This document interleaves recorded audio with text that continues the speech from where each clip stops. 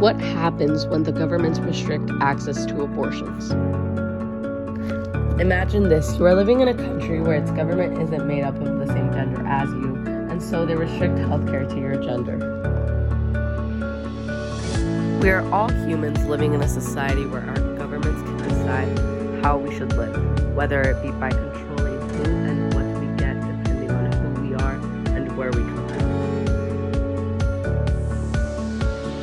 Violating Article 1 and 25 in the Universal Declaration of Human Rights, UDHR. Right to equality. All human beings are born free and equal in dignity and rights, and right to an adequate living standard. Motherhood and childhood are entitled to special care and assistance. All children, whether born in or out of wedlock, shall enjoy the same social protection. In 1973, the case of Roe v. Wade was first opened by Jane Roe, an alias that Norma McCovray used when she had been pregnant with her third child and wanted to terminate her pregnancy.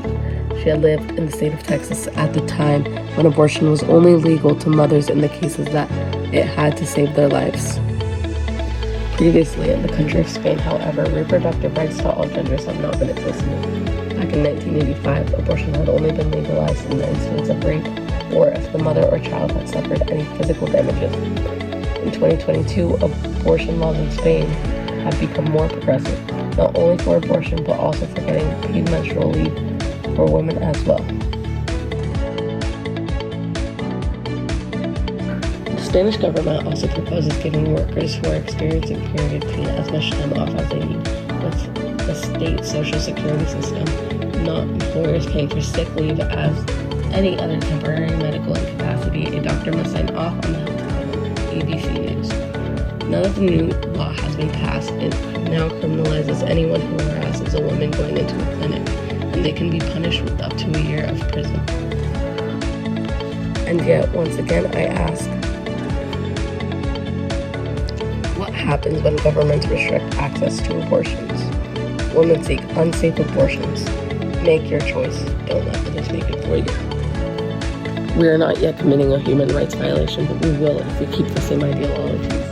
In Spain, due to their rights being more beneficial towards women, the comparison for the U.S. is major since recently states are able to decide whether it is legal in their state or not to have an abortion. It is unclear of what the future may hold for women's reproductive rights, but we can help prevent the worst from happening. To offer some help or donate to the cause, go to the Partners for Reproductive Justice and or the Center for Reproductive Rights website to donate and or see other ways you can help get female identifying people reproductive justice. To stay up to date with the occurrences, go to the Interagency Working Group on Reproductive Rights, Health and Crisis website.